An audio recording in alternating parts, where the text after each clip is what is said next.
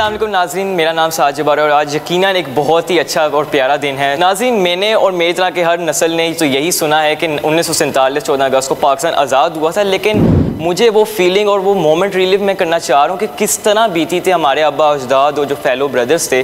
तो इसीलिए आज मैं कैब की तरफ से initiative national history of museum Lahore तशरीफ़ लाया हूँ, ताकि मैं वो सब महसूस कर सकूँ कि जब पाकिस्तान आज़ाद हुआ तो क्या बीत रही थी उस वक्त के लोगों पर, और सब उन्होंने किस तरह मोमेंट पे सफ़र किया और किस तरह हम सब मिलकर एक कौम यूनाइट हुए आगे जाके।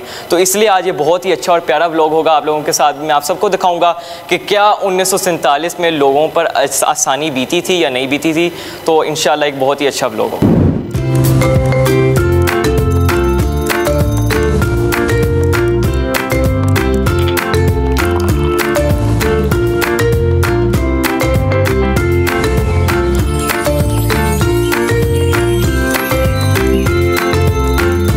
नाज़रीन, सबसे पहले जो बहुत बड़ी क्यूरियोसिटी मेरे दिमाग में है वो ये है कि पीक हिंदू और मुस्लिम हेट्रेड एरा में इतने बड़े लीडर्स कायदे आज़म मोहम्मद अली जिन्नाह और गांधी कैसे कम्युनिकेट करते थे। आप देख भी सकते हैं कि हम उसी जगह पे आ गए हैं कि जहाँ पे गांधी और जिन्नाह टॉक्स करते थे। तो जो क्यूरियोसिटी है, जाहिर सी बात है, तब व्हाट्सएप वगैरह तो था नहीं, तो वो यकीनन वो जो है ख़त के ज़रिए एक दूसरे से कम्युनिकेट करते थे। तो जो कैप है उसने हमारे लिए एक बहुत बड़ा टैबलेट अरेंज किया है जहाँ पर वो तमाम ख़त हैं जो गांधी और जिन्नाह ने आपस में एक्सचेंज किए थे। तो आइए उनमें से हम एक पढ़ के देख लेते हैं। तो ये आपके सामने ओपन हो चुका है, जो बॉम्बे से भेजा गया था कायदे आज़म को मिस्टर गांधी की तरफ से, और इसमें ये बोला गया है कि last evening talk has left a bad taste in the mouth. Our talks and our correspondence seem to run in parallel lines and never touch one another. We reached the breaking point last evening, but thank God we were unwilling to part. We resumed discussion and suspended it in order to allow my time for the evening public prayer. तो लिहाजा वो यही कहना चाह रहे हैं कि हमारे जो उनके दरमियान रिलेशन इतने अच्छे नहीं हैं, लेकिन वो हर वक्त ट्राई करते हैं कि आपस में रिलेशन इम्प्रूव हो, और नतीजन जो एक दिन आया कि हिंदू और मुसलमान एक अलहदा कंट्री बने और पाकिस्तान और इंडिया वजूद में आए।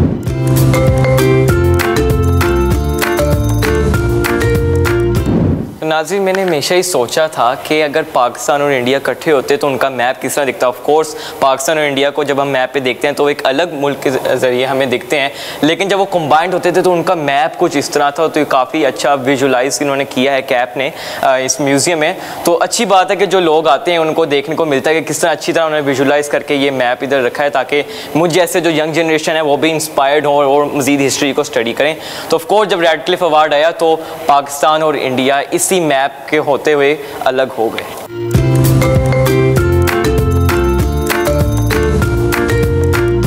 नाज़रीन, अब जिस मोमेंट का मुझे बेसब्री से इंतज़ार था और जिस मकसद के लिए मैं इस म्यूज़ियम में आया हूँ वो ये है कि विटनेस करना और लिव करना उस मोमेंट को कि जो हिजरत करने वाले लोगों पे बीती। ऑफ कोर्स यहाँ पे 1947 के फसादात का एक पूरा एक जो है शो है, अंदर जाके आपको भी पता चलेगा, मुझे भी पता चलेगा। तो ये सबसे इंटरेस्टिंग और सबसे मज़े का होने वाला है, क्योंकि अभी भी मेरा दिल धड़क रहा है, क्योंकि मुझे सारी ऑडियो जो है सुनाई दे रही है अंदर के लोगों की हिजरत की। तो देखते हैं अंदर जाके किस तरह का माहौल होगा, और मैं फुल एक्साइटेड हूँ, तो मैं इंतज़ार नहीं कर सकता। अपने कंपार्टमेंट पानी से धो दिया।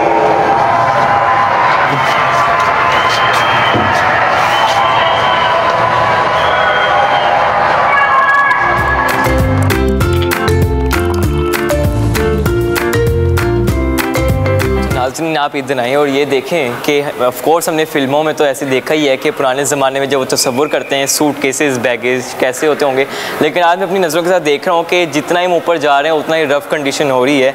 कि आप ये देख सकते हैं कि 1900s और 50s के अराउंड इस तरह के सूट केस होते हैं, और स्पेशली बॉक्सेस के दौरान भी काफ़ी जो महाजरीन है उन्होंने सफ़र किया है। तो सैल्यूट है कैब को कि उन्होंने जिस तरह ये महाजरीन के रिश्तेदारों या दोस्तों से ये रिकवर किए हैं जो भी जंग के वक्त अनफॉर्चुनेटली पीछे छूट गए।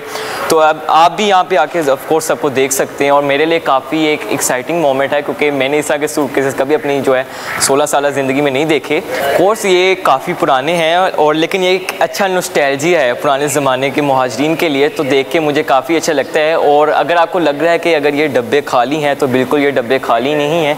ये डब्बे उन मेमोरीज़ और उस करेज से भरे हुए हैं जो हमारे मुहाजिरीन ने सफ़र करते हुए छोड़े। तो अब ये कैब ने इसे रिकवर किया है, और अब ये मेमोरीज़ हम सब के देखने के लिए हैं। तो ये बहुत ही अच्छा एफर्ट है कैब की तरफ से भी, और काफ़ी अच्छा नॉस्टैल्जिया और काफ़ी अच्छी जो है प्लेसमेंट इन सूट केसेस की हुई।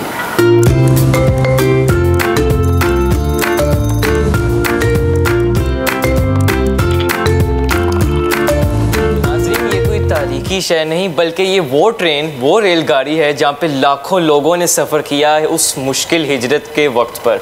और अभी जो मैंने चीज़ देखी है मैं आपको ज़बान से नहीं बता सकता, ये मेरे दिल में बस चुकी है। और अब मेरे लिए उतनी ही सिंपैथी जो है बढ़ चुकी है उन सब मुहाजिरीन के लिए कि जिस तरह उन्होंने इतने मुश्किल वक्त में सफ़र किया कि आप इमेजिन करें, तसव्वुर करें उस खौफ का कि आप रेलगाड़ी में जा रहे हैं और आसपास बंदूक से गोलियां चल रही हैं, कभी भी आपकी रेलगाड़ी रुक सकती है और आपको नहीं पता कि अगले सेकंड आपकी जान है या नहीं, लेकिन फिर भी आपने जिद्दोजहद की एक नए वतन के लिए, ताकि जो आगे आने वाली नस्लें हैं वो एक जो है मुख्तलिफ कल देख पाएँ। तो कैब की तरफ से काफ़ी अच्छा इनिशिएटिव है, तो मुझे काफ़ी अच्छा लगा इस ट्रेन में वो सब महसूस करके। और फाइनली मुझे लगता है कि मेरा मिशन पूरा हो गया है, अब मैं वो सब रिलीव कर चुका हूँ जो मुहाजिरीन ने किया। तो ये बात तो पक्की है कि अब मेरे जो दिल है उसमें बहुत ज़्यादा जो है सिंपैथी बढ़ चुकी है मुहाजिरीन।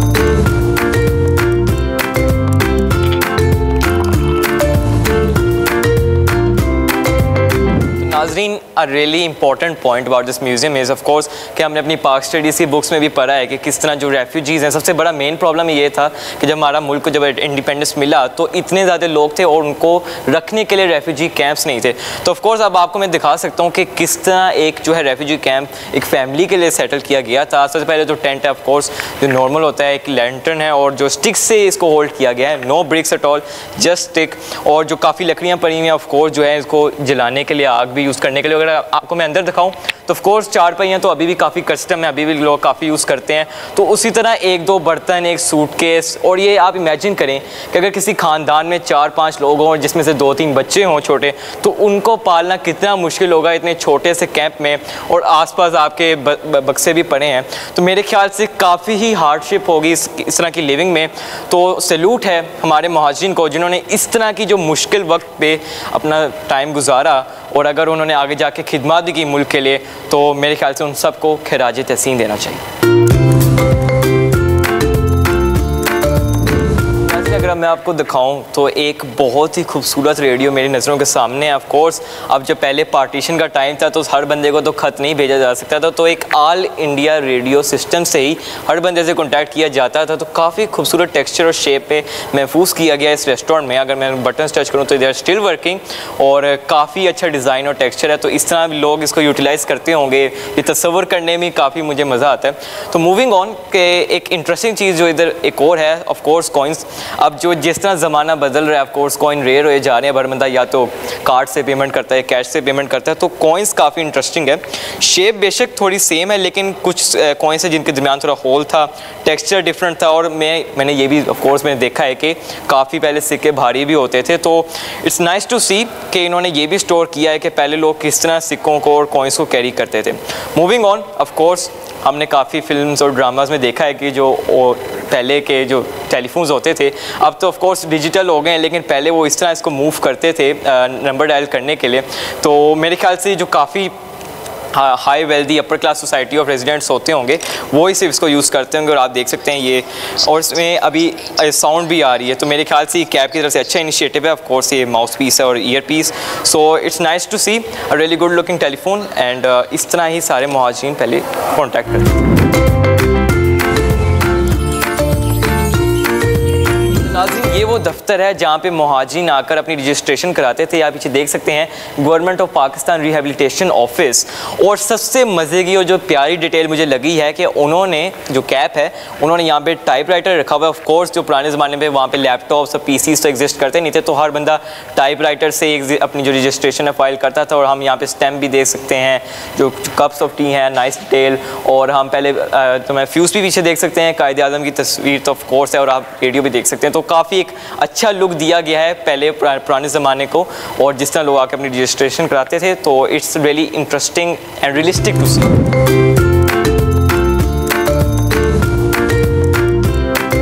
Moving on, speaking of details, जो एक अनदर इंटरेस्टिंग डिटेल है, आपने भी कभी अपनी ज़िंदगी में ये वंडर किया ही होगा कि पुराने ज़माने में पासपोर्ट्स और वीज़ाज़ किस तरह के होते थे। अगर हम देखें तो एक रेजिडेंट का ये पासपोर्ट है, और सबसे इंटरेस्टिंग बात जो है तो इसमें इंग्लिश लैंग्वेज भी है, उर्दू लैंग्वेज भी है, हिंदी भी है और फ्रेंच लैंग्वेज भी है। तो दैट्स अ नाइस डिटेल। और आप देख सकते हैं किस तरह वो सारी डिटेल्स हैं। डिटेल्स तो सेम है जिस तरह की आज भी फाइल होती हैं, लेकिन जो टेक्सचर है वो काफ़ी ही डिफरेंट है और काफ़ी गुड लुकिंग है, नाइस टू सी। और यहाँ पे अगर आपको मैं दिखाता जाऊँ तो कायद आज़म मोहम्मद अली जिन्ना का भी पासपोर्ट यहाँ पे मौजूद है। आप देख सकते हैं किस तरह डिटेल सारी दाइन है और उनकी जो तस्वीर भी है वो भी इधर मौजूद है। तो अगर आप भी आके देखना चाहते हैं कायद आज़म मोहम्मद अली जिन्ना का पासपोर्ट किस तरह दिखता था तो मोस्ट वेलकम, आप इधर आके देख सकते हैं। तो मेरे लिए तो काफ़ी अच्छा है और interesting to see, this is really fun. अगर आप लोग भी चाहते हैं कि आप भी अपना पुराना वाला पासपोर्ट बनाएं तो यहाँ पे इस म्यूज़ियम में पूरा एक बॉक्स बिल्ट इन है जहाँ पे आके आप अपनी पिक क्लिक कर सकते हैं और अपना पुराना पासपोर्ट भी बना सकते हैं। नाज़रीन, आगे जाके जो सेक्शन आता है उसे हम बोलते हैं डार्क रूम फोटोग्राफी इन पाकिस्तान। यहाँ पे अगर आपको मैं दिखाता चलूँ तो पुराने 1950s की सेंचुरीज़ का जो कैमरा है वो ऑफ कोर्स हमने फिल्मों में तस्वर किया होगा, लेकिन it is really interesting to see क्योंकि ये आजकल के जो मोबाइल फ़ोन स्मार्टफोन में जो कैमरा उसके बरक्स काफ़ी लेंथ में भी बड़ा है, हाइट में भी बड़ा है और काफ़ी मोटा भी है। और इसकी जो पिक्चर है ऑफ कोर्स हम देखते हैं वो हमेशा ब्लैक एंड वाइट में निकलती है। तो फाइनली मेरा एक ख्वाब था कि मैं भी इस तरह का ओजी जो पुराना कैमरा है वो देखूं और फाइनली आज मैंने देख लिया है। और अगर मैं आपको बता दूं तो इसका जो नेम है वो है कोडैक ब्राउनी कैमरा जो इसको हम कहते हैं।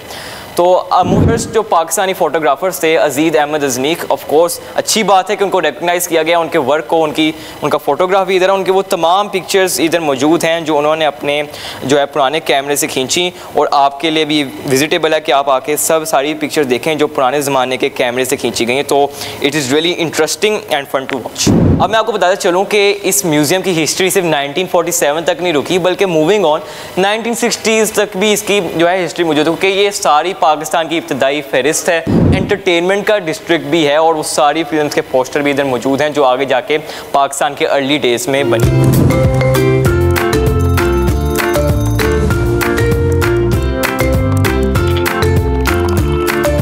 नाज़रीन, आगे जाके मुझे एक ऐसा कोट मिला है जो काफ़ी ही मज़े का है। कायद आज़म मोहम्मद अली जिन्ना ने फरमाया कि there are two powers in the world, one is the sword and other is the pen. There is a great competition and rivalry between the two. There is a third power stronger than both, that of the woman।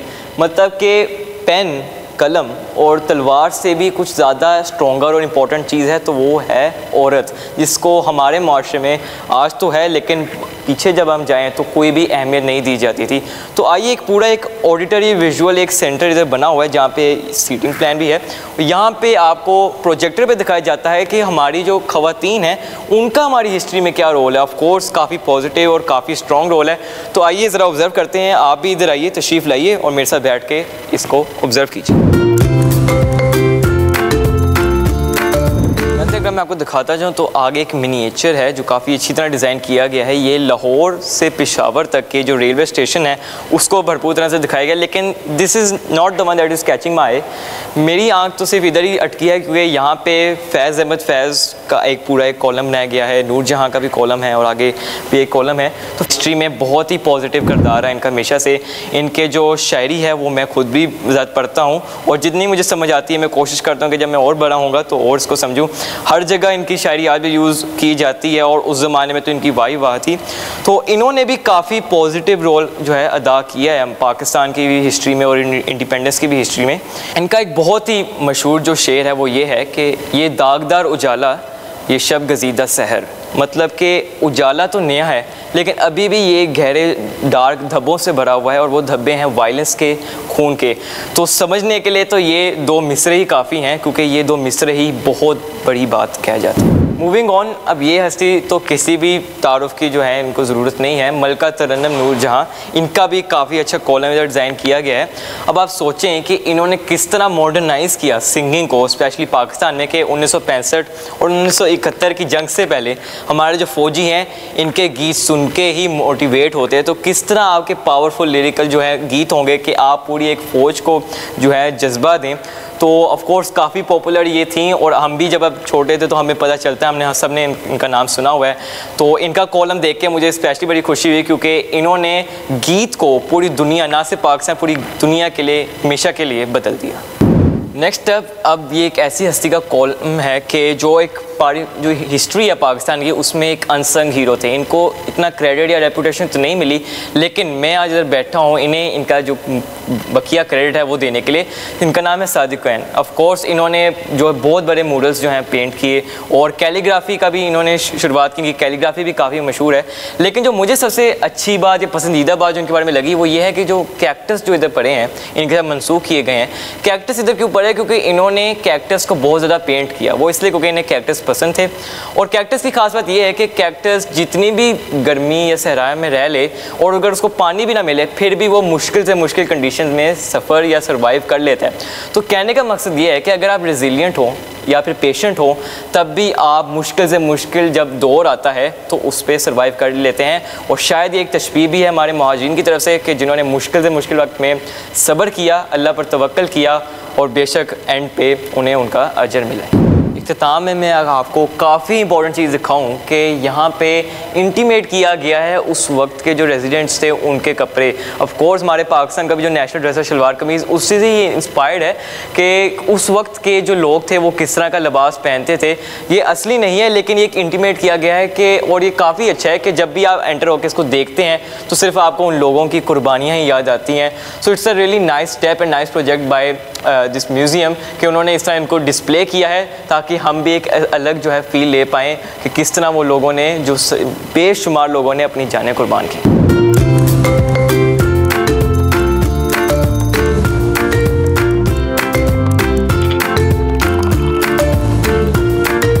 नाज़रीन, मेरा और आपका सफ़र यहीं पे ख़त्म होता है। आज मैं इस जगह पे जिस क्यूरी या जिस मकसद से आया था मेरे हिसाब से वो बिल्कुल भी पूरा हो चुका है क्योंकि मैंने वो मोमेंट सारी लिव कर ली हैं जो मुझे जिससे प्रॉब्लम थी। अब मुझे वो कोई भी सवाल परेशान नहीं कर रहे, अब मेरे सारे सवाल दूर हो गए। तो नाज़रीन, मैं आपको भी यही प्रेफर करूँगा कि आप इधर आएँ और नेशनल हिस्ट्री म्यूज़ियम को ज़रूर विज़िट करें क्योंकि इसमें वो तमाम चीज़ें हैं जो आपको जानने की ज़रूरत है पाकिस्तान की इंडिपेंडेंस के रिलेटेड। और जो लोग कहते हैं कि पाकिस्तान में कोई पार्टीशन म्यूज़ियम नहीं, तो उनके सामने ही ये म्यूज़ियम है। मीनार पाकिस्तान तशरीफ़ लाएँ और इसको विज़िट करें। और अब आप देख सकते हैं कि नेशनल हिस्ट्री म्यूज़ियम ने तो अपना काम कर दिया इन सब चीज़ों को इधर रख के। अब हमारा काम है कि हम 14 अगस्त को अच्छी जश्न के तौर पे मनाएं लेकिन हम उन्हें भी क्रेडिट दें और अच्छी तरह सबको इज़्ज़त भी दें। और मेरा आपका सफ़र यहीं तक है। अल्लाह हाफ़िज़।